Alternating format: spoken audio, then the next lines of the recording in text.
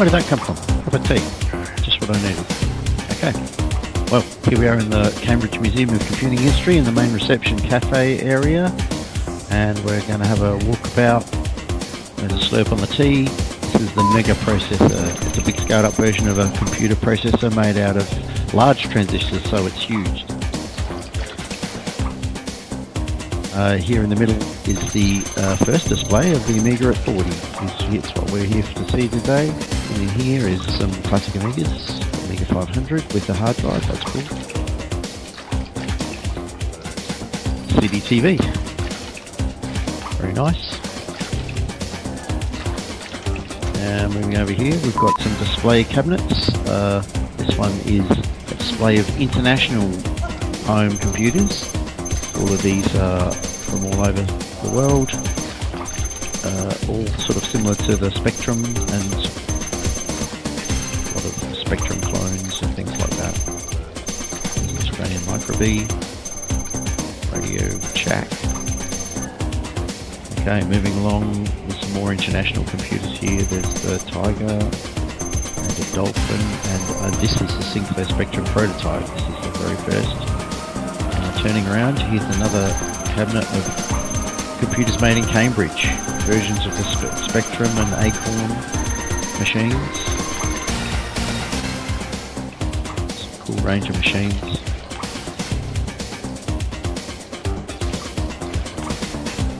And moving over here is the Acorn BBC Micro that was the official computer made for the schools.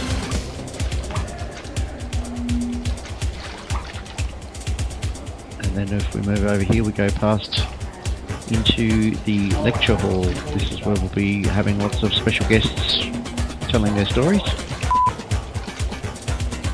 Now over here is the wall of museum events. Good morning. And in here we go into the main exhibition hall.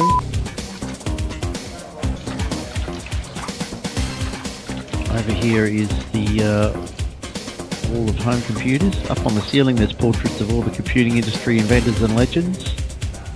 And now we're going for a little walk along the wall that's got all the vintage game consoles.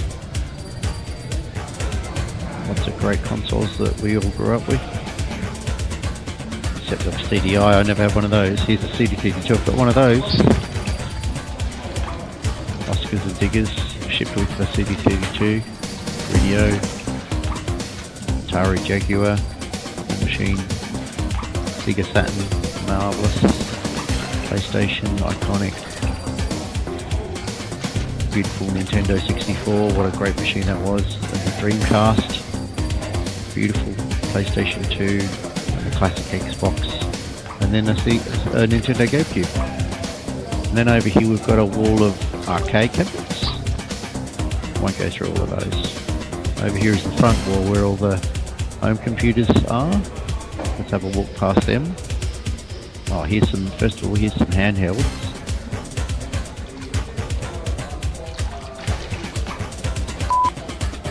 Here we go.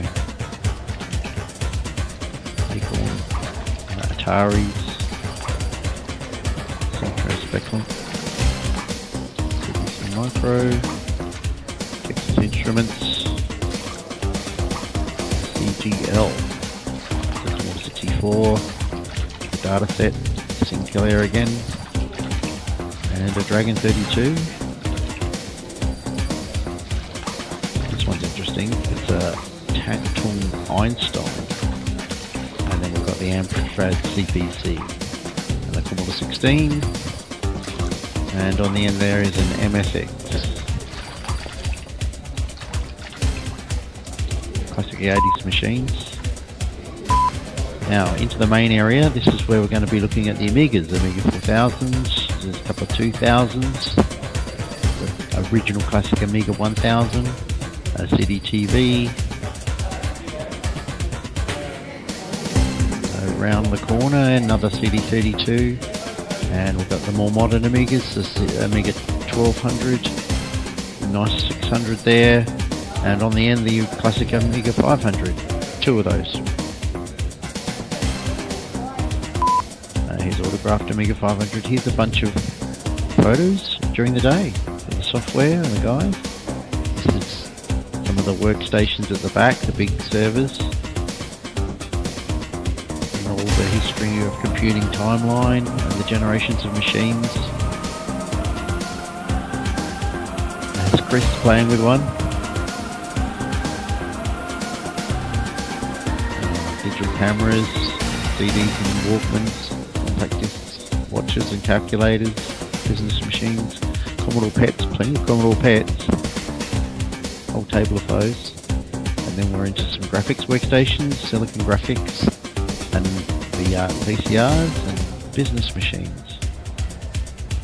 Okay, next up are photos from the lectures. The first lecture really was David Pleasance giving us an overview of his launches of the Amiga 500, 1200 and CD32, and more recent updates about purchase of Commodore and how that was going and some of the exciting plans for the future. After that we had a panel interview with David Barnabas, Jon Hare, Stoo Cambridge, Tony Warriner and Andy Davidson, talking about their work on various games over the 80s and 90s, 8 and 16-bit era, and publishing games, and where things have gone and where the future looks.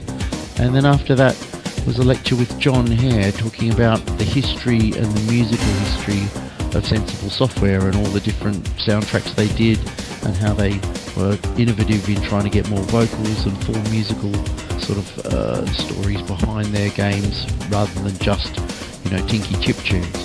So that was fantastic as well. And then after that they had a musical set from Jon Hare and his band after the show, but unfortunately I couldn't make it to that, so I had to catch the train back to London. And that's it. It was a great day.